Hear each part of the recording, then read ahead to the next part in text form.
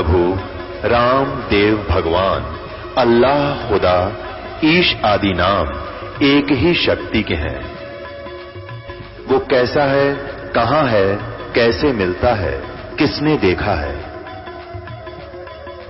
ये प्रश्नवाचक चिन्ह पूर्ण रूप से हटाने के लिए अवश्य सुनिए जगत गुरु तत्वदर्शी संत रामपाल जी महाराज के अमृत वचन, सर्व पवित्र धर्मों के पवित्र शास्त्रों के आधार पर। सत साहिब दर्शकों, आज हम आपको एक ऐसी बहन का अनुभव सुनाने जा रहे हैं जिसे सुनकर आप हैरान हो जाएंगे।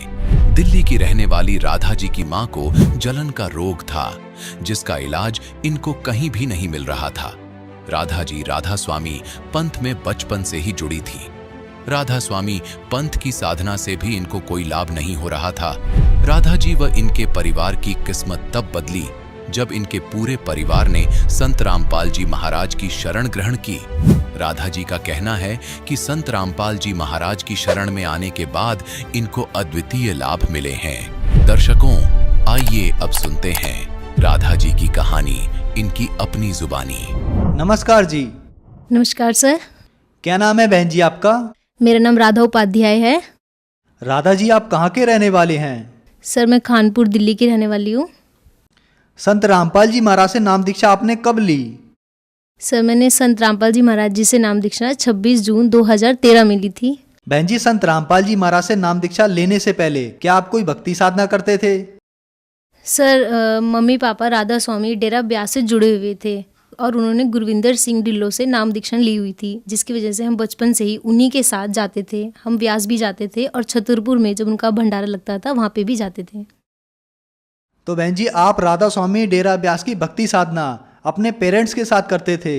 बचपन से ही राधा स्वामी डेरा ब्यास के सत्संग को सुना आपने, तो जो ये भक्ति साधना आप करते थे, इनसे आपको क्या लाभ मिले? सर जैसा कि मैंने बचपन से ही देखा है, पापा मम्मी राधा स्वामी का ही सिमरन करते थे, उन्हीं का दिया हुआ नाम जाप करते थे। उसके बावजूद हमारे घर का कलेश नहीं मिटता था। पापा को भी बहुत गुस्सा आता था और मम्मी को, जैसा कि बचपन से मैं देखते आई हूँ, मम्मी को एक जलन का रोग था जो कि काफ़ी जगह पे जिसका इलाज कराया, मगर वो अभी तक सही नहीं हुआ था उनके नाम जाप से। और भाई, एक मेरा भाई मेरे से भी बड़ा है, जो कि उनकी बात बिल्कुल नहीं मानता था। गुस्सा, वो भी, उसे भी बहुत गुस्सा आता था। फिर आप संत रामपाल जी महाराज की शरण में कैसे आए? सर 2012 में सबसे पहले पापा ने नाम लिया। वो एक सैगल भगत जी हैं, वो भी राधा स्वामी में थे पहले, दोनों साथ ही जाते थे।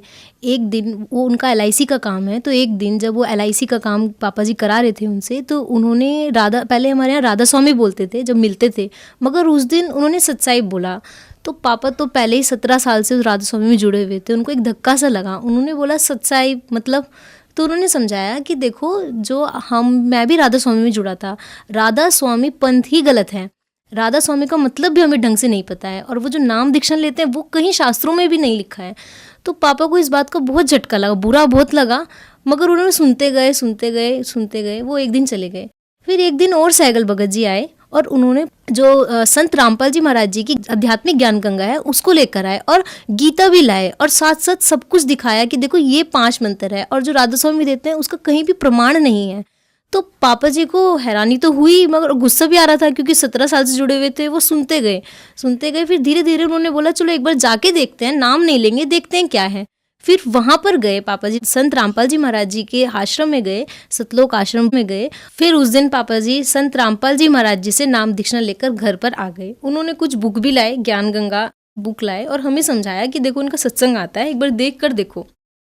तो हम तो बचपन से ही राधा स्वामी को देखते हुए आए थे, हमें भी बुरा लगा। मगर उस दिन जब पापा जी ने संत रामपाल जी महाराज जी का सत्संग चलाया टीवी पर, तो उस दिन हम सब ने देखा मिलकर। बस उस दिन हमने ऐसे ही देखा कि ये कौन से गुरुजी हैं, हमने उनका सत्संग सुना उस दिन। फिर ऐसे चलता गया। 1 साल बाद हम पूरे परिवार ने संत रामपाल जी महाराज जी से नाम दीक्षा ले ली। इस तरह हम उनकी शरण में आए।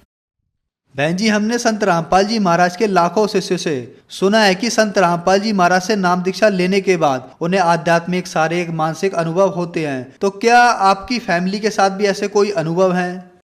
जी सर, बिल्कुल है। सबसे पहले तो हमने पापा में बदलाव देखा। पापा पहले बहुत गुस्सा करते थे। संत रामपाल जी महाराज जैसे नाम दीक्षा लेने के बाद उनका गुस्सा अपने आप ही शांत हो गया। ये चीज़ मैं ही नहीं, हमारा पूरा खानदान ये बात कहता है। और सर मैंने बचपन से देखा था, मेरी मम्मी को जो जलन का रोग था, जो कहीं भी सही नहीं हो रहा था, वो एक बार संत रामपाल जी महाराज जी को दंडवत प्रणाम करके अरदास लगा कर ही सही हो गया। इससे बड़ा चमत्कार शायद मैंने कभी नहीं देखा था। उसके बाद हमारे घर की आर्थिक स्थिति बीच में थोड़ी ख़राब हो गई। जब मेरे पापा जी ने एक मकान बनाना स्टार्ट किया, उस टाइम पैसे नहीं थे हमारे पास, मगर पापा जी ने बस गुरुजी का नाम लिया और भक्ति करते गए जो उन्होंने दिया, और मन में अरदास की संत रामपाल जी महाराज जी से। तो वो देखते ही देखते कब एक मंजिल से दूसरी मंजिल, दूसरे मंजिल से तीसरी मंजिल के पैसे अपने आप ही बंदोबस्त होते चले गए। ये चीज़ मतलब वो मकान बनकर तैयार हो गया और हमें पता भी नहीं चला उसके पैसे कहाँ से और कब आए। उसके बाद सर मेरी अपनी पढ़ाई, सर मैं 9th में, आप मेरा रिजल्ट देखेंगे तो 9th में मेरी 70% बन रही थी और मैं पढ़ाई में भी इतनी अच्छी नहीं थी। मगर संत रामपाल जी महाराज जी से नाम दीक्षा लेने के बाद 10th में मेरा कोई ट्यूशन टीचर भी नहीं था। इनफैक्ट बस 1 महीने में कोई भैया थे मेरे, उन्होंने मुझे गाइड किया बस 1 महीने। और संत रामपाल जी महाराज जी की नाम दीक्षा से मेरी कंसंट्रेशन पावर अपना आप ही इतनी स्ट्रांग हो गई, अपना आप ही मैं अच्छे रास्ते पे आ गई, मुझे पता ही नहीं चला। और मेरी 10th में 9.2 CGPA आई। ये चीज़ मेरे लिए तो बहुत शॉकिंग थी, मुझे विश्वास भी नहीं हुआ कि ये मेरे नंबर है। सर उसके बाद मेरी 12th में मेरी 12th में मेरा डिप्रेशन था कि मैं कंप्यूटर साइंस नहीं कर सकती कभी भी, कि कब फोबिया था मुझे कंप्यूटर से। मगर संत रामपाल जी महाराज जी से एक बार मैंने दंडवत प्रणाम किया और अरदास लगाई, मालिक मैं क्या करूं, 12th में क्या लूं। तो एकदम से मुझे ऐसा लगा कि मुझे कंप्यूटर लेनी चाहिए, परमात्मा सब कुछ कर सकते हैं, तो ये तो बहुत छोटी सी बात है। उस दिन मैंने कंप्यूटर्स एप्लीकेशन चुना, CA। उसके बाद सर मेरी 12th में भी 86 सबसे हाईएस्ट मार्क्स कंप्यूटर्स में ही थे और मेरा ये फोबिया अपने आप दूर हो गया। सर इसके बाद 12th के बाद मेरी साइंस साइड थी, मगर मुझे कॉमर्स में इंटरेस्ट था बाद में, तो मैं चाहती थी कॉमर्स में जाऊं, मगर सर मुझे कॉमर्स की बिल्कुल भी नॉलेज नहीं थी। तो सर कुरुक्षेत्र यूनिवर्सिटी में 1 हफ्ते का टाइम था, वहाँ पे मुझे पता चला कि फॉर्म लास्ट है। 1 हफ्ते के टाइम में मैंने एंट्रेंस की तैयारी की, वो हुई भी नहीं सर, होएगी भी नहीं 1 हफ्ते में। सर वो एंड टाइम पे जब मैंने एग्ज़ाम दिया तो उस टाइम सत साहिब लिखा और मालिक से अरदास की, मालिक आप तो सब कुछ कर सकते हो, ये तो कुछ भी नहीं है, आप मेरे गलत आंसर भी सही कर सकते हो। और मैंने पापा जी से आके भी कहा था, पापा जी अगर मेरा इसमें एडमिशन होगा तो मेरे बलबूते पे नहीं, संत रामपाल जी महाराज जी की वजह से ही होगा, नहीं तो मेरे अंदर इतना नहीं कि मैं वो एंट्रेंस क्लियर कर दूँ। सर उसके बाद ठीक 2 दिन बाद ही वो रिजल्ट आया और ऑल ऑफ इंडिया में बस 3 ही बच्चे चुने जाने थे, बाकी सारी हरियाणा को प्रेफरेंस थी। ऑल इंडिया में टॉप पे मेरा नाम था, बहुत अच्छी रैंक के साथ था। तो सर ये तो मेरी ज़िंदगी के लिए मेरे लिए सबसे बड़ा चमत्कार था।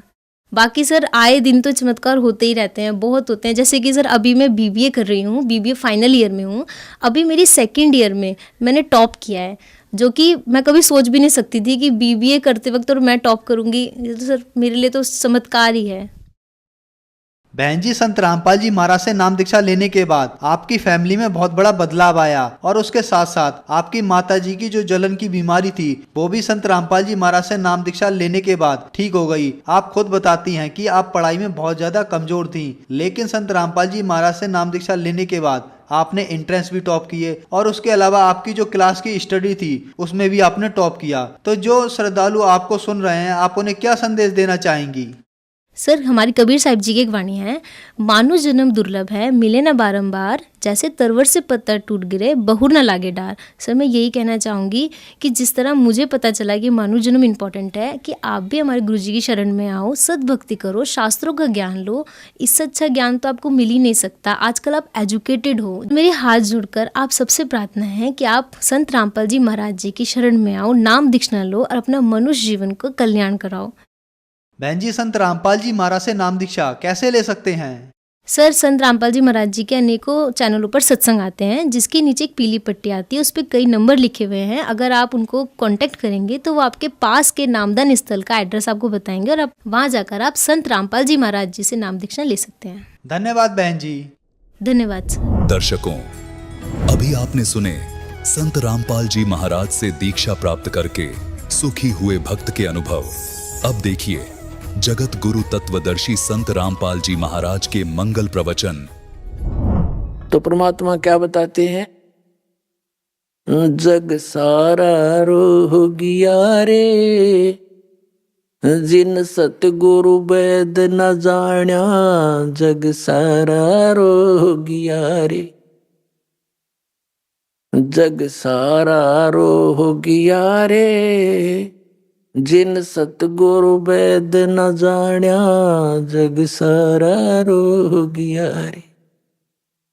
भाई जन्म मरण का रोग लग्या है या तृष्णा बढ़री खांसी, आवागमन की डोर गले में या पड़ी काल की फांसी, जग सारा रोगिया रे, जिन सतगुरु वेद न जाण्या जग सारा रोगिया रे।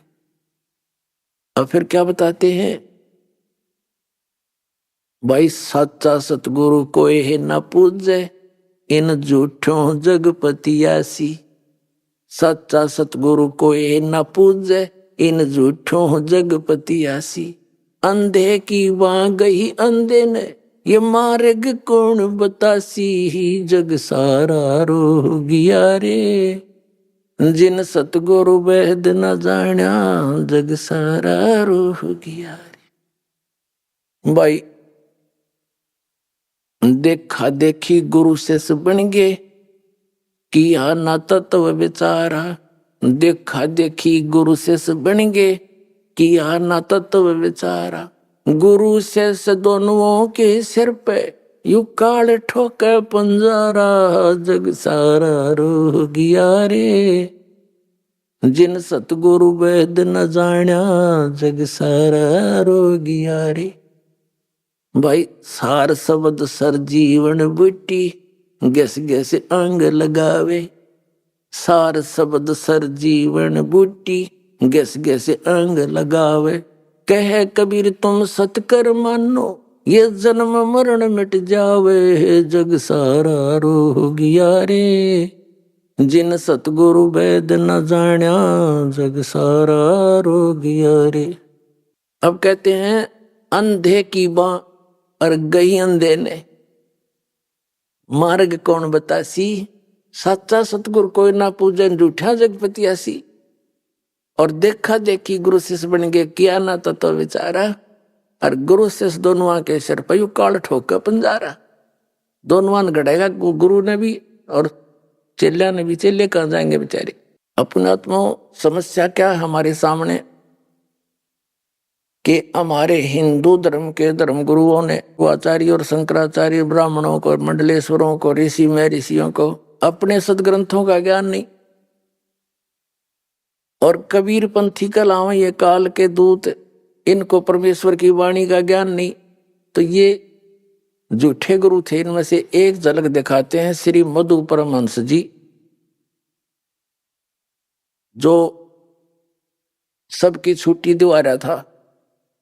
अब जो वस्तु मेरे पास है ब्रह्मांड में नहीं किसी के पास, हाँ इसके पास के है, ला दिखाऊं थोड़ा सा झलक दिखाए तुम्हें इन झूठे गुरुओं की। ये देखिएगा, एक पुस्तक है अनुराग सागर की वाणी,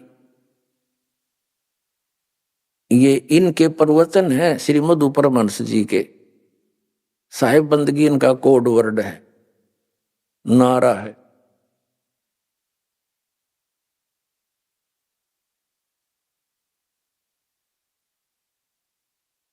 और ये कहां से छपा है, इसके लेखक समझ लो ये हैं सतगुरु मधु परमहंस जी इस पुस्तक के।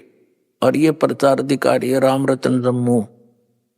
और ये कहां से, यहां से छपी है दीपावली प्रिंटर्स, सोडल रोड, प्रीत नगर, जालंधर तक। इसके 23-24 पृष्ठ पे।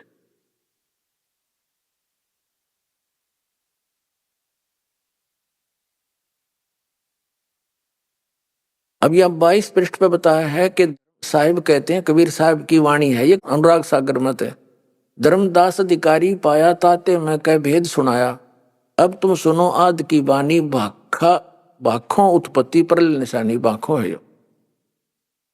तब की बात को सुनो धर्मदासा, जब नहीं मही पाताल आकाशा, जब नहीं कूरम बरा और शेषा, जब नहीं शारद गौरी गणेशा, और जब नहीं हते निरंजन राया, यु काल भी नहीं था, जिन जीवन सब बांध दुला। 33 कोट देवता नाही और अनेक बताऊं काहे। ये वाणी तो कबीर परमात्मा की। तो यहां हम 23 पर देखते हैं। अब मधुप्रभंश जी ने इन वाणियों को कैसे समझा है। साहेब ने धर्मदास से कहा, मैं तुमको आदि उत्पत्ति का रहस्य कहता हूं जिसे कोई नहीं जानता। यहां देखिए, ये वाणी है, सतपुरुष जब गुप्त रहे और कारण करण नहीं निर्माए, संपुट कमल रहे गुप्त स्नेहा, पुप माही रहे पुरुष विदेहा, इच्छा किन अनस उपजाए, हंसन देख हर्ष बहु पाए, प्रथम ही पुरुष शब्द प्रकाशा, दीप लोक रच की निवासा। अब देखो, ये है सबसे पहले परमात्मा ने एक शब्द उच्चारण किया जिसमें सब दीप और लोक रच के उनमें स्वयं निवास किया, और चारी कर सिंहासन की न तापर पहुप दीप कर चीना। उन चारों में सतलोक, अलखलोक, अगमलोक और कैलोक, इन चारों लोकों में परमात्मा ने एक एक सिंहासन की रचना की और उन पर स्वयं बैठ के जाके, और पुरुष कलाधर बैठे जइया, यानी पुरुष मनुष्य दृश्य में वहां बैठ के भगवान जाके प्रगति अगर वासना तैया। अब ये क्या बताता है, अनुराग सागर की वाणी को श्री मधुपरमहंस जी कैसे परिभाषित करते हैं अपने अज्ञान के आधार से। साहिब कह रहे हैं कि आरंभ में परम पुरुष गोपत थे, उनका न कोई साथी था न संगी। एक समय उनकी मौज हुई, उन्होंने अंश उत्पन्न किए।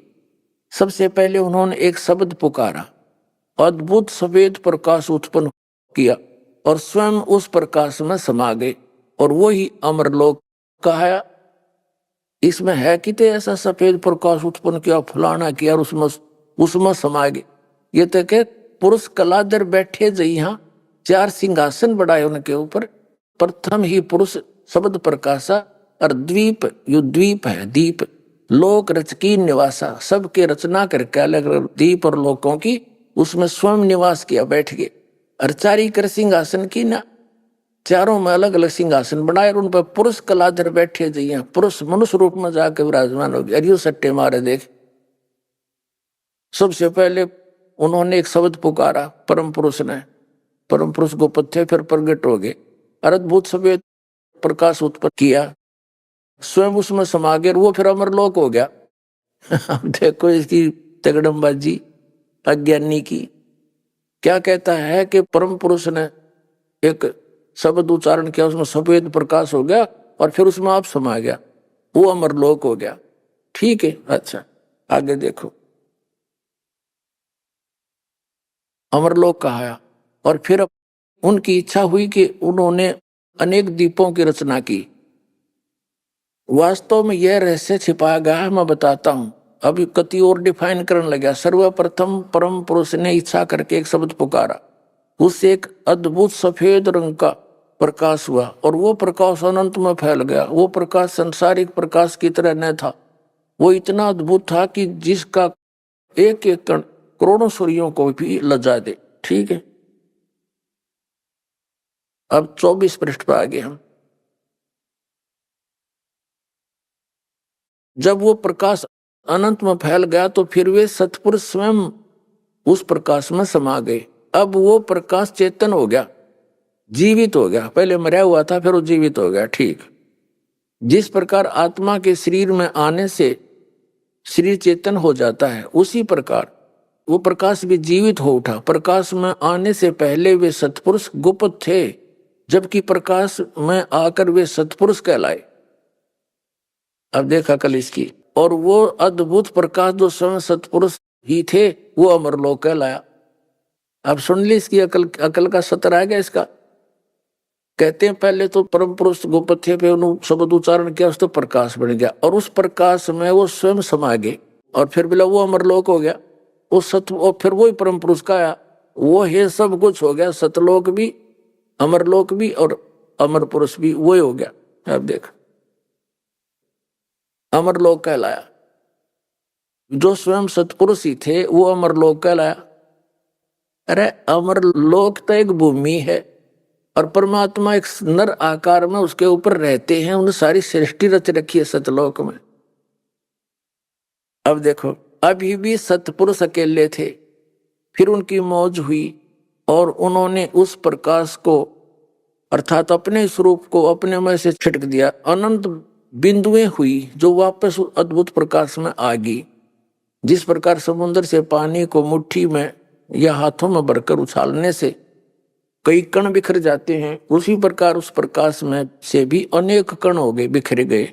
लेकिन जिस प्रकार समुद्र की बूंदें पुनः समुद्र में गिरकर समुद्र का ही रूप हो जाती हैं, उसी तरह से वे अनंत कण भी वापस उस अद्भुत प्रकाश में आए। लेकिन अचरज यह था कि बिंदुएं जब वापस प्रकाश में आई तो प्रकाश में नहीं हुई, पानी की तरह मिली नहीं उसमें, क्योंकि सतपुरुष की इच्छा से ने इच्छा की कि इनका अलग अस्तित्व रह जाए।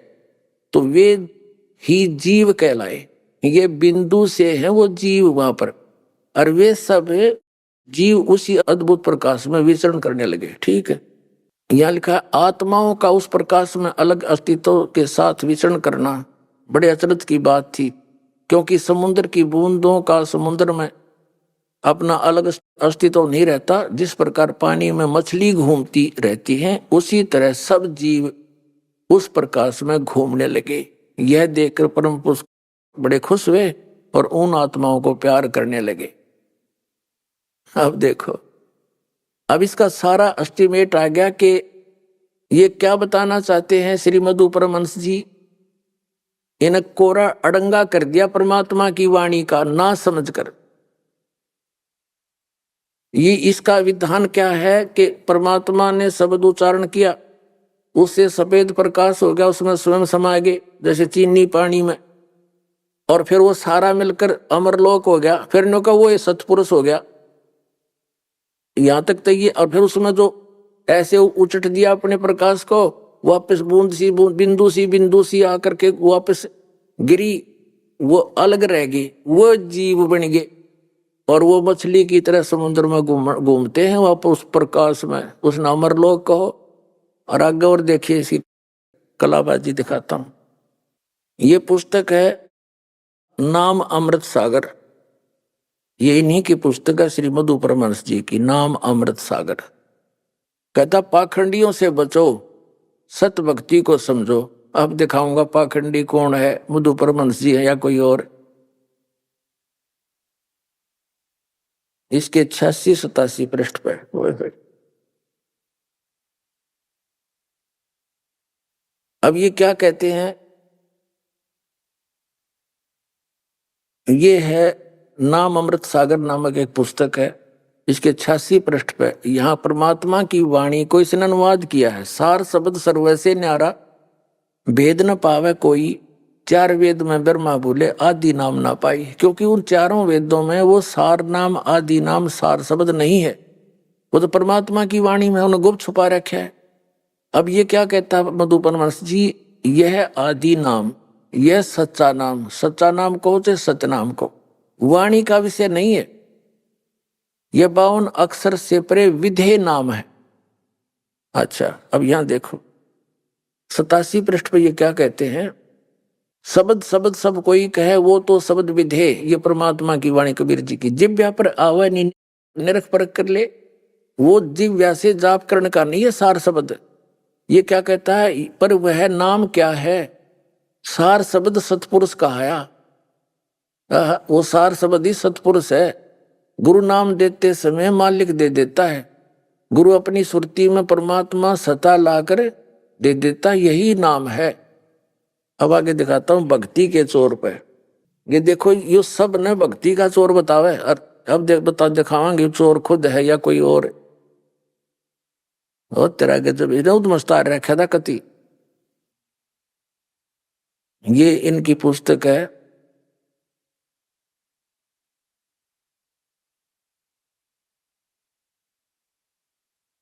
इसके लेखक भी यही हैं, भक्ति के चोर के प्रचार अधिकारी राम रतन जम्मू। और ये वहीं से प्रिंटेड है, दीपावली प्रिंटर, सोडल रोड, प्रीत नगर, जालंधर से। इसके पृष्ठ नंबर 59 पे ले चलते हैं आपको।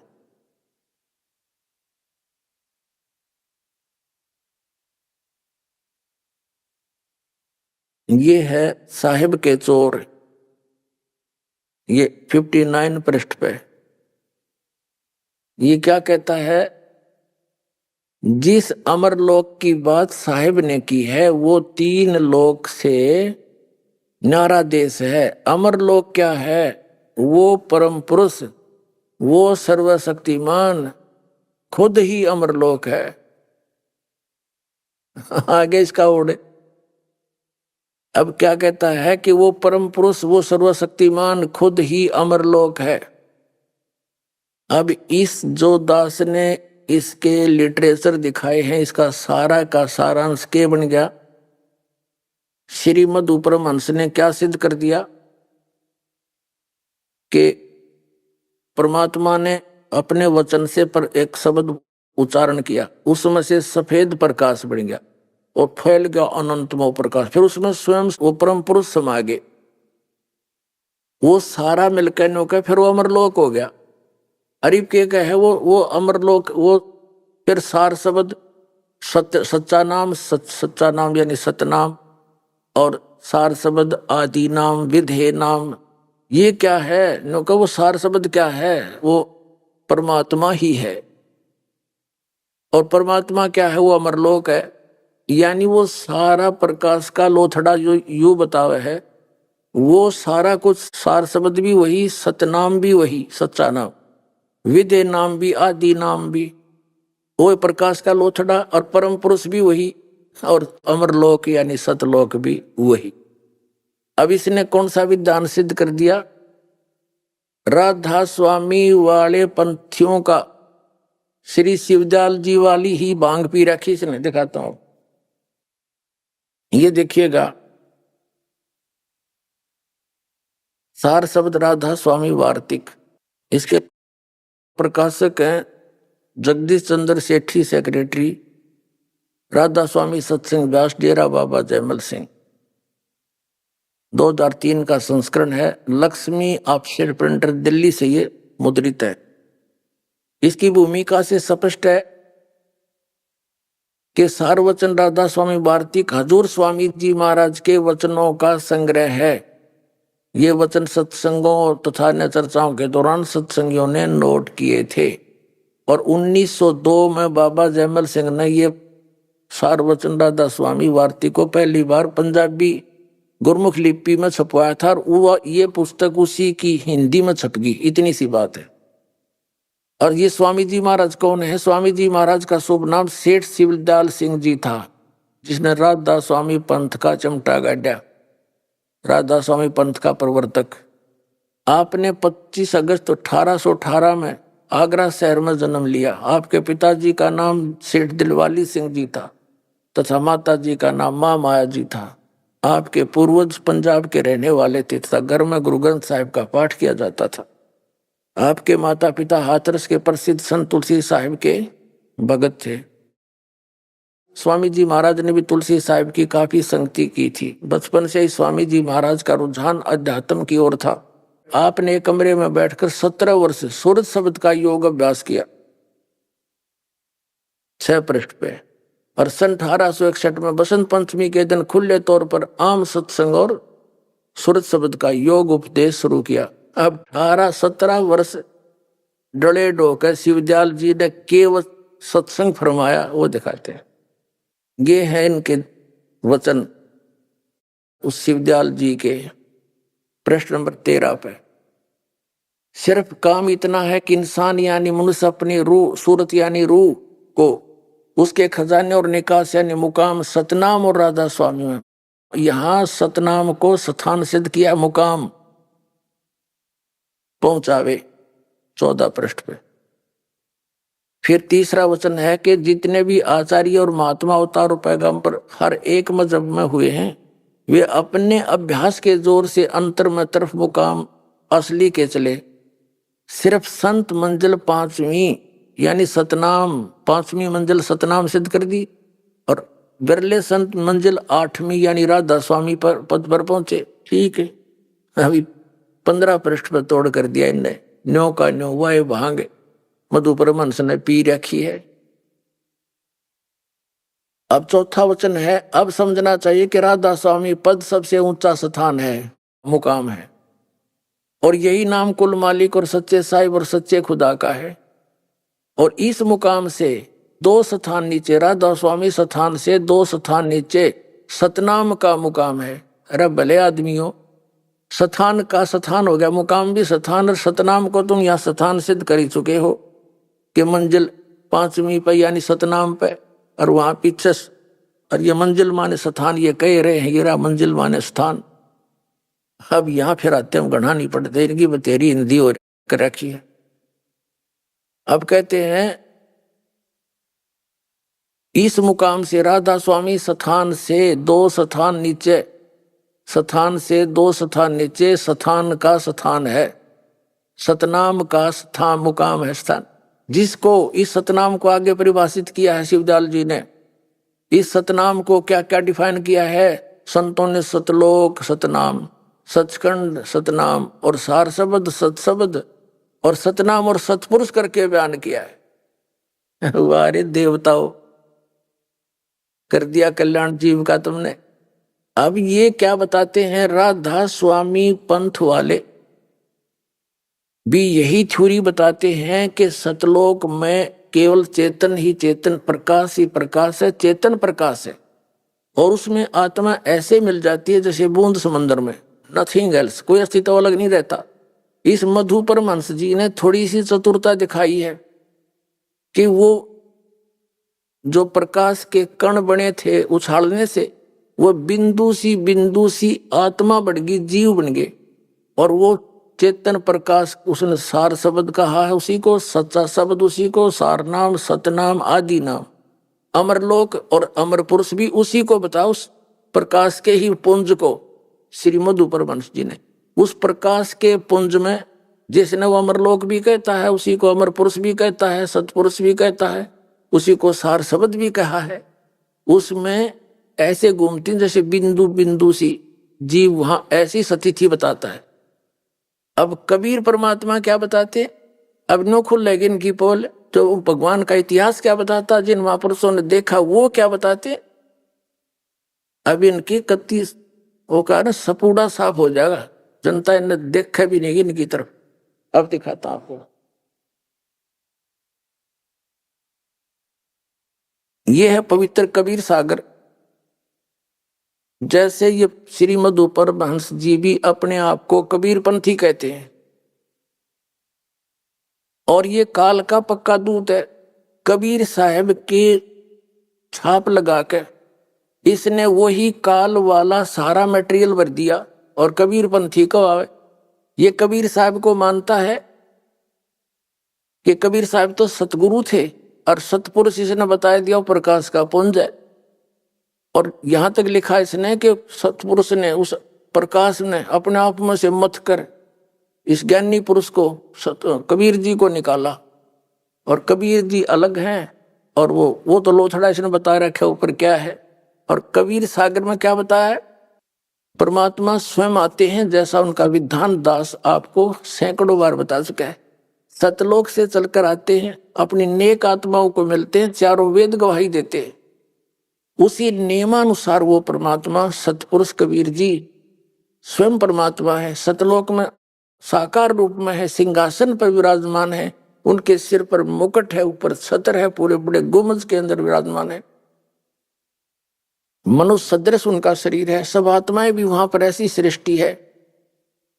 तो कबीर साहब जी आए, धर्मदास जी को मथुरा में मिले, एक जिंदा महात्मा के रूप में, एक साधु संत के रूप में। उनसे खूब चर्चा हुई। वो श्री राम, श्री कृष्ण और शंकर भगवान का करड़ा पुजारी था। तीर्थ व्रत करता हुआ अपना अध्यात्म कर्म कर रहा था, तो परमात्मा ने उसको काफी समझाया। तब धर्मदास जी ने पूछा कि भगवान, हे महाराज, आपने ये ज्ञान कहाँ से प्राप्त हुआ?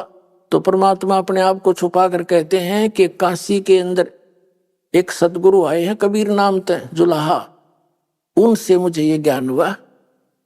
फिर और कहा कि मैं फिर उनके ज्ञान से सतलोक देख कर आया हूँ, वहां ऐसा है।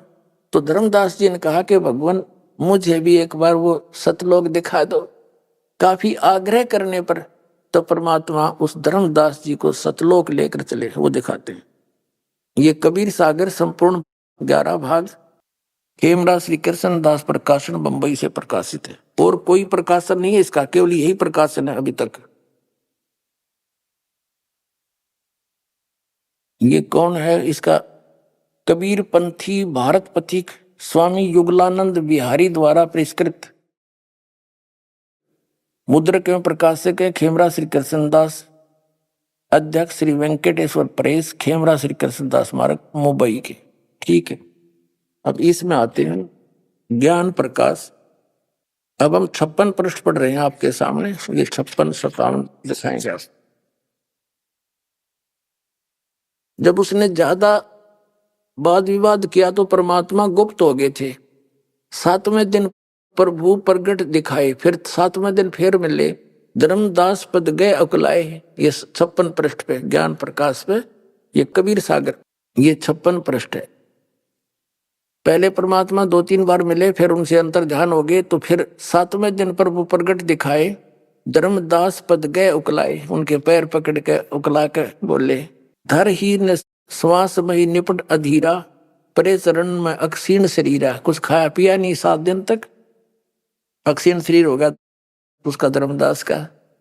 कर गए साहिब ताही उठावा, कबीर परमात्मा ने उसको उठाया हाथ पकड़ के, शीस हाथ दे अंक मिलावा, सीने से लगाया भगवान ने, कबीर साहब ने। धर्मदास चरणोदक लीना, चरण पखार आसमन कीना। ये पीछे से काफी बड़ा प्रकरण है। अब 57 पृष्ठ पे कबीर सागर बोध सागर का, ये 57 पृष्ठ है ज्ञान प्रकाश का, बोध सागर खंड है। धर्मदास वचन, हे प्रभु चिंता गण करु मोरा, और पुरुष दर्श देव करो निहोरा। मैं आपका आगे आपके निहोरे काटूं, हाथ जोड़ूं, मुझे एक बार परमात्मा के दर्शन करा दे। पुरुष माने परमात्मा। धर्मदास ये हट क्या कर हूं, परमात्मा कबीर जी बोले, धर्मदास ये हट क्या कर हूं, मानो वो शब्द शीश पर धर हूं। हमरे गहे पुरुष पे जय है, बिना गहे वहां जा न पे है। काफी बता, फिर यहां नहीं मानना जब के कहा, धर्मदास कहते हैं, तब लीला बहुत हम देखा, और पुरुष पुरुष दर्श बिन रह ही रेखा। कि मैंने आपकी बहुत से लक्षण देख लिए, आप अंतर ध्यान हो जाते हो, फिर आ जाते हो, पर जब तक मैं भगवान नहीं देख लूंगा इतने मेरे जैसे कोई ना मन में दोष रहा रहेगा। जो किंकर पर होए दयाला, तो छिन्न में होए गत उर्साला। ये होए है। अब परमात्मा कहते हैं सतगुरु रूप में, सतगुरु वचन क्या कहते हैं, धर्मनी जो ऐसो चित की ना। धर्मदास ने जब ऐसी बात अड़ा दी, तो तन तद चलो लोक परवीना। कबीर साहब बोले, इस शरीर ने छोड़ो और चल मेरे साथ। राखे उतन गौन ले हंसा, उस शरीर को गुप्त कर दिया परमात्मा ने, छुपा दिया कहीं पर। और तहां पहुंचे जा कीले संसा, लवन एक में पहुंचे जाई, एक अक्षण में पहुंच गए सतलोक में। अवगत लीला लखे को बाई, शोभा लोक देख सुख माना। धर्मदास ने, और उदित असंख शशि और भाना। वहां पर ऐसा लोक की शोभा है, उस सतलोक अमरलोक जिसको कहते हैं, वो एक पृथ्वी है, और वो भी चमकीली है, उसका भी बहुत घना प्रकाश है, सफेद प्रकाश उसका भी। और वहां क्या किया परमात्मा ने, जब सतलोक में पहुंचे तो वहां साधु रूप में गए थे नीचे से। वहां जो द्वारपाल था परमात्मा का, गेट कीपर, उससे कहा कि भाई ये एक आत्मा आया है यहाँ पर नीचे से, और इसको परमात्मा के दर्शन करवा दो। द्वारपाल ने अन्य को बुलाया, वहां के जो हंस रहते हैं, पुण्यात्मा रहते हैं, मनुष्य शरीर में है, वहां पर नर और नारी शरीर रूप में है, और उनसे कहा कि जाओ इस प्यारी आत्मा को भगवान के दर्शन करा के लाओ। उनकी सभी वर्णन कर रखा कबीर सागर में धर्मदास जी ने। तो वो लेकर चले उनको, उनके गले में माला थी, नाक सुंदर थे, कान भी बड़े अच्छे थे, सारी वर्णन कर रखे। और वहां जाकर जब धर्मदास जी ने देखा कि ये तो वही महात्मा है जो मेरे साथ नीचे आया था, लेकिन वो वहां पर उनके एक रोमकूप की करोड़ सूर्य करोड़ चंद्रमा मिला दे इतनी शोभा थी, नर आकार में सिंहासन पर विराजमान थे। फिर उसको कहा कि जाओ वे ले जाओ, हो गया दर्शन।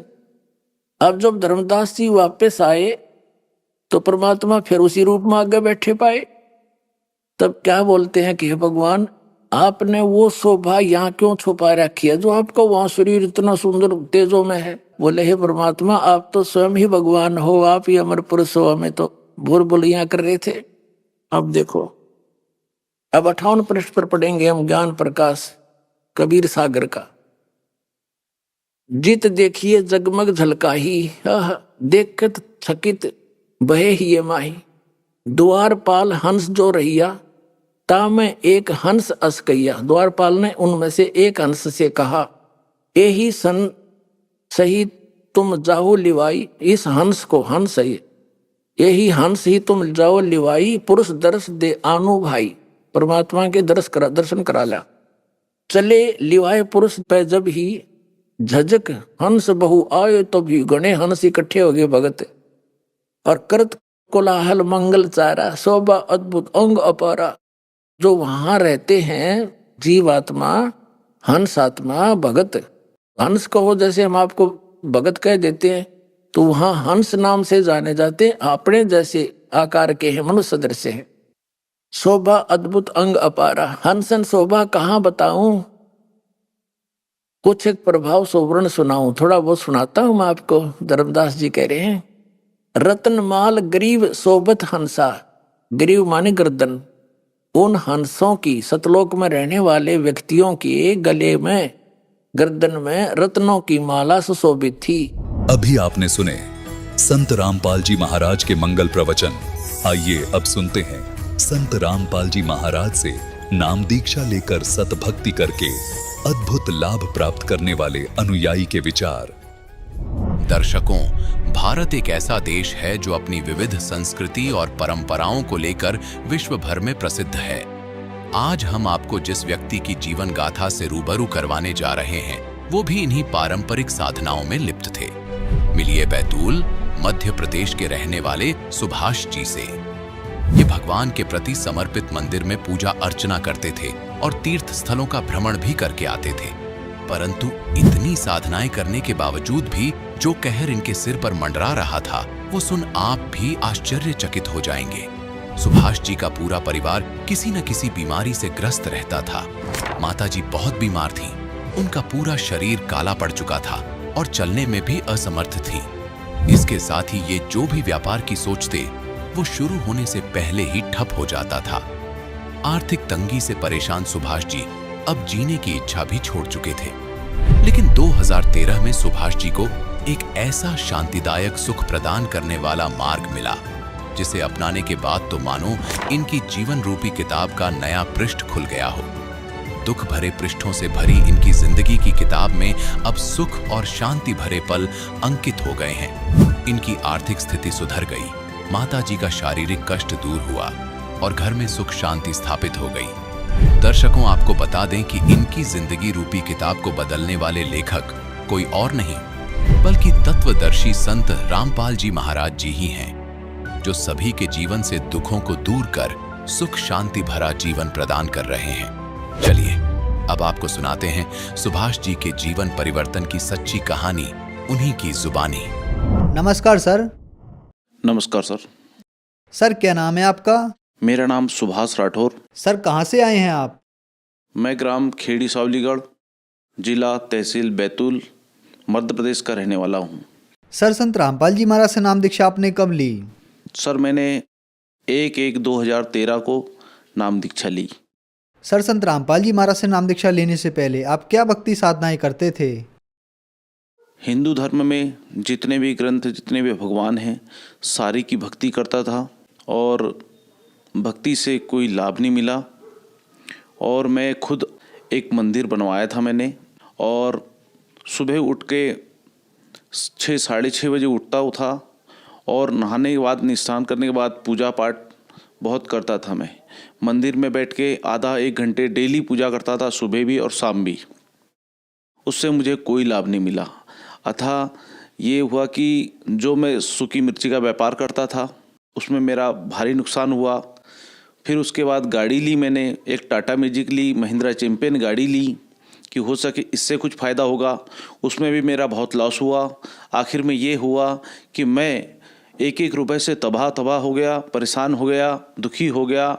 मेरी माँ मेरे पास थी और माँ भी मेरे पास थी। उसके बाद में माँ मेरी बिस्तर पे लेटी हुई थी 4 महीने से, पूरा शरीर काला हो चुका था और कोई आराम नहीं। बैतूल ज़िले के डॉक्टर को दिखा दिया, ग्राम खेड़ी सावलीगढ़ के डॉक्टर को दिखा दिया, नागपुर के डॉक्टर को दिखा दिया। डॉक्टर सभी यही कहने लगे कि इनको कोई बीमारी नहीं है। क्या बीमारी है? सिर्फ टेंशन है। भगत के पास जाते थे झाड़ी फूकने कराने, उनसे पूछते थे कि इनको क्या हुआ है, तो वो कहते थे कि इनको किसी ने कुछ टोटका टामनी कर दिया है। हम लोग परेशान हो गए थे। परेशानी के कारण मैं इतना परेशान हो गया था कि मांस, दारू, बीड़ी, सिगरेट हर चीज़ों का अमल करने लगा और मेरी शादी हो गई। मेरी बीवी, मेरे 2 बच्चे वो हमेशा बीमार रहते थे, जिसका इलाज चलता था। मैं इतना परेशान हो गया था कि एक एक रुपए से मैं पूरा कंगाल हो चुका था। मेरा कोई रास्ता नहीं था। मैं गाड़ी चलाता था, मैं खुद अपनी गाड़ियों का मेंटेनेंस अपने हाथों से करता था। सुबह गाड़ी को काम करता था और शाम को सोचता था कि सुबह उठूंगा जल्दी और फ्रेश होके अपने गाड़ी लेके जाऊंगा। तो गाड़ी लेके जाता था तो कभी नया टायर फूट जाना, कभी एक्सल टूट जाना, कभी क्रॉस टूट जाना, मतलब नया खुद मेंटेनेंस करने के बाद मिस्त्री को भी दिखाया। मिस्त्री भी के पास ले जाने के बाद भी कोई उसका कोई जरिया नहीं निकला। 1 रुपये का कोई फ़ायदा नहीं हुआ। मैं हफ्ते में 3 दिन उपवास रहता था, शनिवार, शुक्रवार, मंगलवार, 3 दिन कंटिन्यू उपवास रहता था और मैं इतनी भक्ति करता था, इतनी पूजा करता था, भगवानों पे से विश्वास उठ गया था। कोई लाभ नहीं मिला। अतः ये हुआ कि मेरा पूरा नुकसान हो गया, पूरा लॉस में चला गया था। मरने की नौबत थी। भगवान तो नहीं दिखे पर मौत मेरे को सामने दिख रही थी कि बस मरना है मुझे, बस इसके अलावा कोई रास्ता नहीं दिख रहा था। सर फिर आप संत रामपाल जी महाराज की शरण में कैसे आए? संत रामपाल जी महाराज की जानकारी हमें ऐसी मिली कि संत रामपाल जी महाराज की शिष्य थी, वो हमारी मौसी जी थी। वो मौसी जी को हमने खबर दी थी। हमने ये नहीं पता था कि संत रामपाल जी महाराज से जुड़ी है, इसलिए नहीं बुलाया था। हमने ये बुलाया था कि मौसी जी आप घर आओ, मम्मी की बहुत ज़्यादा हालत ख़राब है और इनको देख लो आप। इतनी ज़्यादा हालत ख़राब हो गई थी, पूरा शरीर काला हो चुका था। मौसी आई, उनने देखा, देखने के बाद बोलने लगी कि मैं अपने गांव ले जाना चाहती हूँ। जब वहाँ गई 3 दिन उनके घर रही। इनने संत रामपाल जी महाराज के सत्संग सुनाए और जब माँ 3 दिन बाद घर आई तो मेरे पास में आई। एक दवाई का डब्बा था उनका, काफ़ी इतनी दवाई थी उनके साथ में। तो मेरे से बोलने लगी बेटा तू मेरे को बरवाला लेके चल। तो मैंने कहा क्यों? बोले बेटा ये दवाई जितनी ले गई थी मैंने, उतनी जितनी ले गई थी उतनी पूरी दवाई है, ये देख ले तू। मैं बहुत मांस, दारू, पानी बहुत पीता खाता था। तो मैंने कहा देखो माँ, मैं अपने घर पे मंदिर बनाया हूँ, मैं इतनी पूजा करता हूँ, इतनी भक्ति करता हूँ, हफ्ते में 3 दिन उपवास रहता हूँ, भगवान कहीं है नहीं। भगवान से मैं बहुत दुखी हो गया हूँ और भगवान की बात करो मत। मैं तिरुपति जाता था, वैष्णो देवी जाता था, कहीं से कोई लाभ मुझे नहीं मिल रहा है। और ए बाबा बैरागी की तो बात ही मत करो। नहीं बेटा, बोले तू मान मेरी बात, तू भले मत कुछ करना, तू चल मेरे साथ। मैंने कहा देख माँ, मेरे पास में 1 रुपये भी जहर खाने के लिए नहीं है, ना कोई बैंक बैलेंस है, ना मैं कहीं अलग से रखा हूँ मैंने। मेरे को आप बताओ माई, मैंने भाइयों को सबको धंधे से लगाया, सब कुछ करा और आज मैं वीरान हो गया हूँ। मेरे पास ना कोई धंधा है, ना कोई गाड़ी है, और गाड़ी भी है तो टूटी पड़ी हुई गाड़ी है। मैं क्या करूं? मैं सिर्फ जहर खाने वाला कुछ नहीं कर सकता हूं। तो माँ कहती है मेरी कि बेटा मैं किसी से पैसे उधार मांग के लाऊं, चलेगा? मैंने कहा देखो, अगर वो संत रामपाल जी महाराज भगवान होंगे तो कहीं से भी पैसा आ जाएगा और मैं चला जाऊंगा, पर मैं किसी के उधार मांग के नहीं जाऊंगा। तो बोले बेटा तू कहीं बैंक में पैसा होगा तेरे पास? मैंने कहा मेरे पास में बैंक में खाता नहीं माँ, तो कहाँ से रखूंगा? तो बोले कहीं जमा करता है, बोले तू पेटी वेटी में पूजा करता है वहाँ रखता है। बोले, मैंने कहा देखो माँ, मैं कहीं जमा नहीं करता हूँ, 1 रुपया रखा नहीं। मैं तो इसे झूठ नहीं बोल रहा हूँ, माँ है मेरी, तू तेरे को पता है, बचपन से पैदा करा, तेरे को पता है कि मैं कहाँ क्या पैसे रखता हूँ। मैं पेटी में पूजा करता हूँ, जहाँ जो वैष्णो देवी गया था, तिरुपति गया था, तो वहाँ पे मैं कहीं से भी आता था तो जेब में रहते थे 10-5 रुपए, तो दोनों फोटो के सामने वैष्णो देवी की और तिरुपति की फोटो जो थी उनके सामने डाल देता था तो पैसे। तो माँ मैं हर 6 महीने में तो तिरुपति गया था, अभी अगले महीने में 2 महीने पहले तो तिरुपति गया था, और अभी आया हूँ मैं, तो उसमें क्या 100-200 रुपए पड़े होंगे, तो बेटा तू देख तो कितने पैसे है। तो मैंने कहा माँ नहीं है पैसे, तू जिद मत करे, मैं नहीं जाऊंगा। मैंने कहा मैंने ऐसे बाबा बैरागी बहुत देखे हैं, तो बेटा तू देख तो कितने पैसे है, फिर देखते हैं फिर क्या होगा। तो मेरी बेटी है, वो बेटी है 10 साल की, उसको बोला कि बेटी तू प्लेट लेके आ, थाली। तो वो थाली लेके आई मेरे पास बेटी, और थाली लाई तो मैंने पेटी खोली अपनी, और पेटी खोलने के बाद में वैष्णो देवी की फोटो के सामने से इतनी सी गड्डी उठाई और ऐसे रख दी, और तिरुपति की फोटो के सामने से उठाई इतनी और इसे ऐसे रख दी। अब मैंने कहा कि माँ और बेटी तुम जो दोनों पैसे जमाओ। मैंने कितने हैं, मेरे को तो नहीं पता कितने पैसे हैं। तो उनने पैसे जमाए और गड्डी बना के मेरे हाथ में दी। पापा जी बोले ये लो, मेरी बेटी बोली। तो मैंने जब पैसे लिए हाथ में, जब उनको गिने तो 1340 रुपये निकले। उस 1340 रुपये, फिर भी मैं कह रहा हूं मां से कि 1340 रुपये में क्या होगा, हरियाणा और दिल्ली के आगे जाना है। तो मौसी बोलने लगी मेरी कि बेटा सिर्फ आने जाने का किराया लगेगा, बाकी 1 रुपए भी तेरे पुत्र को नहीं लगेगा, सिर्फ यहां से बैतूल से जिंद का टिकट लगेगी। दूसरे दिन तैयारी हुई और जिंद तक पहुंचे। जिंद के सामने बस खड़ी थी संत रामपाल जी महाराज के आश्रम की। उस बस में बैठ के हम आश्रम पे पहुंचे, और जैसे ही आश्रम में पहुंचा तो उसके बाद अंदर गए। अंदर जाने के बाद में जो संत रामपाल जी महाराज के शिष्य थे उनसे पूछने लगा कि भाई आप कब से जुड़े हो, आपको क्या लाभ मिला, और आपको लाभ मिला तो कितने दिन में मिला। ऐसे कई 10 लोगों से मैंने पूछा। पूछने के बाद में उन लोगों ने बताया कि कुछ 15 दिन से जुड़े, कुछ 1 महीने से जुड़े, कुछ साल भर से जुड़े, उनको इतना इतना लाभ हुआ। सभी लोगों ने कहा कि हम लोगों को बहुत आराम हुआ। तो मेरे को ऐसा लगा कि यहाँ पे कोई हस्ती है, कोई भगवान का स्वरूप है यहाँ पर। ऐसा लगा संत रामपाल जी महाराज के आश्रम में जाके कि लगा कि यहाँ पे साक्षात परमात्मा स्वरूप कुछ है। तो मैंने जाके डायरेक्ट बिना नहाए नाम दीक्षा ले ली। सर, संत रामपाल जी महाराज से नाम दीक्षा लेने के बाद श्रद्धालुओं को बहुत सारे लाभ प्राप्त होते हैं, तो क्या संत रामपाल जी महाराज से नाम दीक्षा लेने के बाद आपको भी कुछ लाभ प्राप्त हुए? पहला तो लाभ ये हुआ कि जो मैं संत रामपाल जी महाराज से नाम दीक्षा ली, और नाम लेने के बाद संत रामपाल जी महाराज ने जैसे आशीर्वाद दिया मुझे, और आशीर्वाद दिया तो शरीर जो भारी भारी था, मेरा बहुत ज़्यादा वजन था शरीर में, तो ऐसा हल्का हो गया शरीर, ऐसा लगा कि पुनर्जन्म हुआ मेरा। उसके बाद में गुरुजी से आशीर्वाद लेने के बाद माँ से मिला। माँ भी गई थी, उनने भी नाम दीक्षा, मैंने कहा माँ नाम दीक्षा ले ली? तो बोले नहीं। तो मैंने कहा जाओ तुरंत नाम दीक्षा लो। मुझे तो बहुत अच्छा लगा माँ। और उसके बाद मेरा बेटा भी मेरे साथ गया था, तो बेटे ने भी नाम दीक्षा ली, गुरुजी से आशीर्वाद लिया। फिर उसके 20 मिनट बाद मेरा बेटा चीख चीख के रोने लगा। मेरी माँ और मैं और मेरा बेटा, हम 3 लोग आश्रम गए। बाल पकड़ के ऐसे अपने बाल पकड़ के खींच रहा और रोने लगा। तो मैंने कहा इसकी माँ की याद आ रही होंगी। तो भाई साहब आपको बताऊं मैं कि इतना ज़्यादा रोने लगा कि मैं घबरा गया कि ये मेरे बेटे को क्या हो गया। फिर पुनः मैंने संत रामपाल जी महाराज के पास ले गया कि संत रामपाल जी महाराज, गुरुजी ये इस बच्चे को क्या हो गया, रोने लगा। तो गुरुजी ने, संत रामपाल जी महाराज ने पुनः उसको आशीर्वाद दिया। जैसे ही आशीर्वाद दिया तो एकदम शांत हो गया। और उस तारीख का दिन है 1/1/2013 में नाम लिया। आज तक मेरा बेटा स्वस्थ है और मेरी माँ भी स्वस्थ है। 1 रुपए की दवाई नहीं खाती है, ना मैं खुद दवाई खाता हूँ। माँ को बीमारी क्या थी ये तो कुछ भी नहीं पता। पूरा शरीर काला हो चुका था। दवाई, डॉक्टर पास जाते थे, दवाई लाते थे, दवाई खाते थे, कोई आराम नहीं होता था। हर दूसरे तीसरे दिन डॉक्टर पास जाते थे, डॉक्टर से कोई आराम नहीं लगा। हर डॉक्टर ने यही बोला कि इनको कोई बीमारी नहीं है। तो बीमारी नहीं है तो आराम क्यों नहीं, ये हमको कोई पता नहीं। वो तो परमात्मा संत रामपाल जी महाराज जाने की क्या बीमारी थी और क्या। आज माँ भी स्वस्थ है, मेरा बेटा भी स्वस्थ है और मैं भी स्वस्थ हूँ। और मुझे डॉक्टर ने, जब मैंने चेकअप कराया तो पथरी बताई थी 2 जगह, जो एक किडनी के पास में 3 mm की थी और 5 mm की मेरे हाथ में थी। और बवासीर की जो बीमारी थी मेरे को कोम वाली थी, बड़ी कोम हो गई थी, कहना चाहिए कि आधा इंच होंगी कोम। उस कोम से मेरे को ब्लीडिंग बहुत ज़्यादा होती थी और पथरी के लिए भी डॉक्टर ने ऑपरेशन का बोल दिया था। कब गुरुजी से नहीं जुड़ा, संत रामपाल जी महाराज से नहीं जुड़ा था उसके पहले, तो मैं ऐसे दुखी था, क्योंकि पैसे तो था नहीं, इलाज करा नहीं पाता था, ना कोई ऑपरेशन करा पाता था।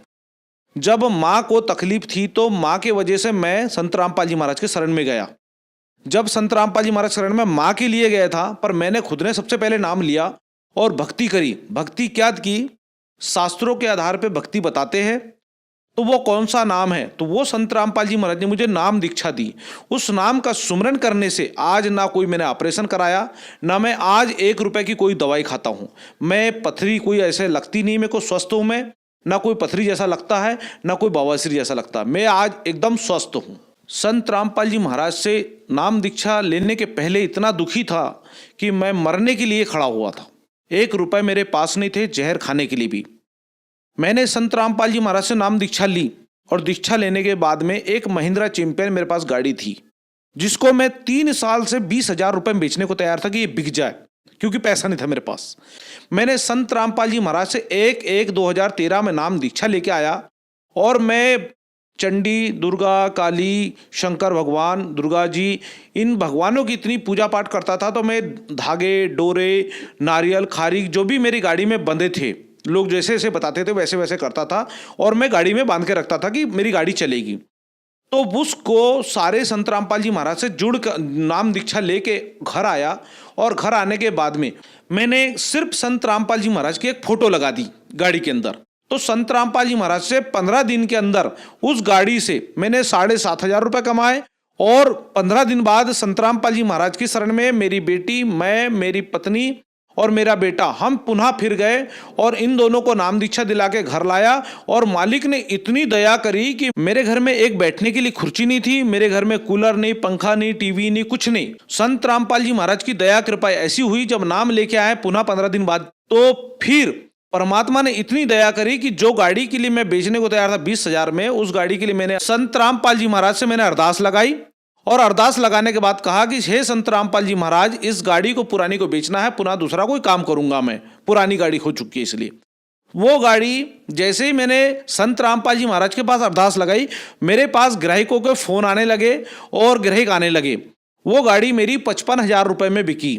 उस गाड़ी को मैंने 55,000 में बेचने के बाद मेरे घर में बड़ी सुख शांति आई कि हर चीज से परिपूर्ण हो गया। मैं, मेरे पास सिर्फ 20,000 रुपये थे। मैं पुनः दूसरा मकान का निर्माण करने के लिए सोच रहा था, क्योंकि मेरे पिताजी के हिस्से में जमीन आई थी। तो मेरे चाचा के लड़के लोग कहते थे कि यहाँ पे तुम खूंटा भी नहीं गाड़ सकते। तो संत रामपाल जी महाराज की ये दया कृपा हुई कि खूंटा क्या भगत जी, मेरा आज मैंने 20 बाई 65 में मकान बनाया है आज, और आज घर में हमारे स्वर्ग जैसा आनंद आता है। हर चीज से मालिक ने सुखी संपन्न कर दिया, कोई दुख नहीं है और कोई भी परेशानी नहीं है।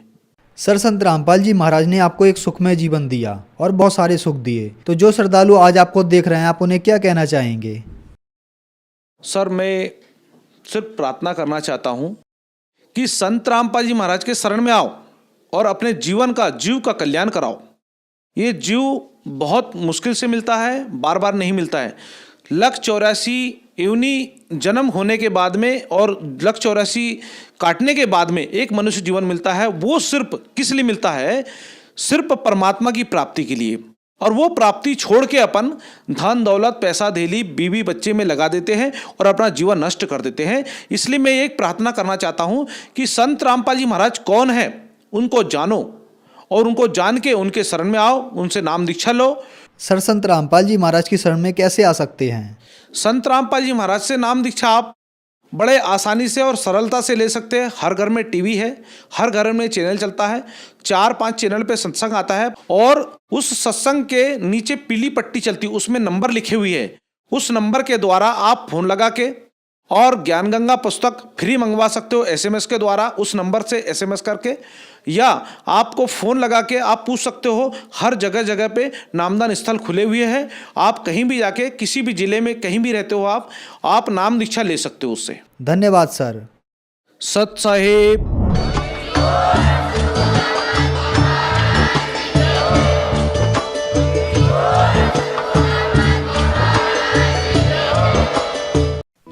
आप सुन रहे थे जगत गुरु तत्वदर्शी संत रामपाल जी महाराज के मंगल प्रवचन।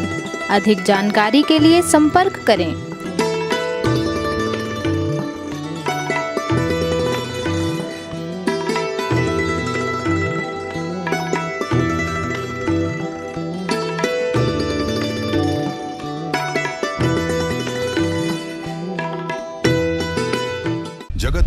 तत्वदर्शी संत रामपाल जी महाराज जी के पावन सानिध्य में भक्ति की अलख जगाने तथा श्रद्धालुओं को सत्य भक्ति मार्ग का रास्ता दिखाने हेतु कनाडा के लोकप्रिय channel the TV NRI channel पर जगत गुरु तत्वदर्शी संत रामपाल जी महाराज जी के मंगल प्रवचनों का प्रसारण प्रतिदिन सुबह 7:30 बजे से 8:30 बजे तक तथा रात्रि 7:30 बजे से 8:30 बजे तक किया जा रहा है। इस सत्य भक्ति मार्ग को अपनाने के लिए अधिक से अधिक सत्संग प्रसारण देखें। इस सत्संग प्रवचन का सीधा प्रसारण संत रामपाल जी महाराज लाइव सत्संग YouTube चैनल और जगत गुरु संत रामपाल जी महाराज Facebook पेज पर भी देख सकते हैं।